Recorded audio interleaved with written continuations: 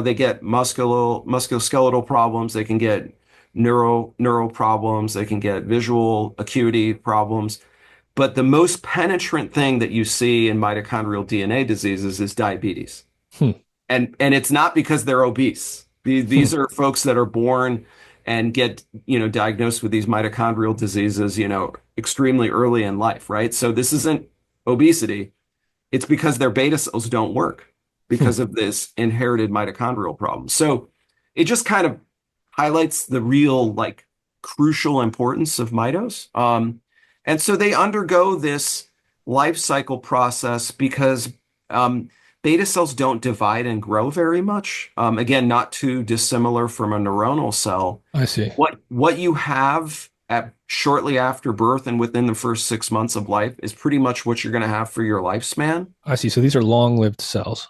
Yeah, and long-lived cells really, really become reliant on their mitochondria to survive.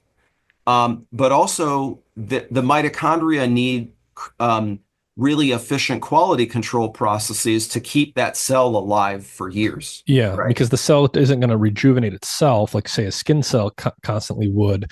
It needs to have a quality control mechanism for its mitochondria because it doesn't have the cell cycle to fall back on. Right. Precisely. Precisely. Yeah. And Interesting. you hit the nail on the head. So, you can make, fibroblast cells that have really messed up mitochondria, and those cells may not grow great, but they can still grow, and it's because they can use glycolysis as an energy producer. A beta cell doesn't do that. It can't escape through the cell cycle to keep going. So Hmm. it's very dependent on Hmm. the upkeep of these healthy I mitos. see. So where my mind is going here, based on what you've said so far, is these beta cells are long lived. Obviously, a big part of their purpose is to make and secrete insulin according to the demands of the body. And this insulin secreting and making process is intrinsically energy intensive. Therefore, this is my thinking here that I'm saying out loud. Therefore, anything that sort of stresses those beta cells, that's forcing them to produce more insulin more often, that's inherently going to be a very energy intensive process. And I would imagine that Mhm. doing that too much or doing that in a defective way is eventually going to break something, the same way that, I guess just running your car, with your pedal to the metal all the time is going to cause it to break faster than it would if you're following all the speed limits. So if insulin secretion and production are energy intensive and I am forcing a cell to constantly make more insulin, that's going to be highly energy intensive. I could do that through eating more food, especially more of certain foods. I could do that through an endocrine disruptor getting in there and messing with the beta cells. And I imagine that could also happen just through some intrinsic inherited issue with the mitochondria of the beta cell. Does that sound reasonable?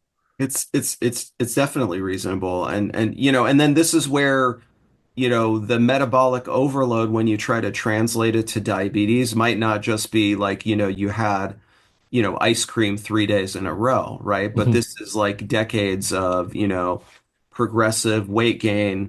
And then these beta cells are working hard to keep up.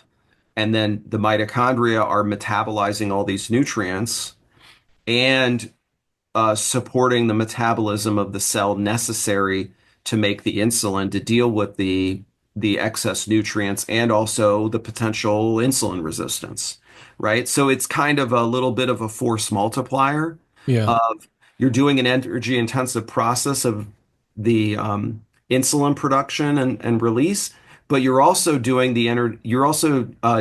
with the metabolites themselves, right? Then you can start to see how, like, sick mitochondria in diabetes kind of can come into focus here. Mm-hmm. Mm-hmm. When you transition from pre-diabetes to full-blown diabetes, is that a diagnostic line in the sand that we draw by convention, or is there actually some kind of like biological phase shift that cleanly demarcates the cells of a diabetic person from a pre-diabetic person? Is that or is it very much a blurry line there? It's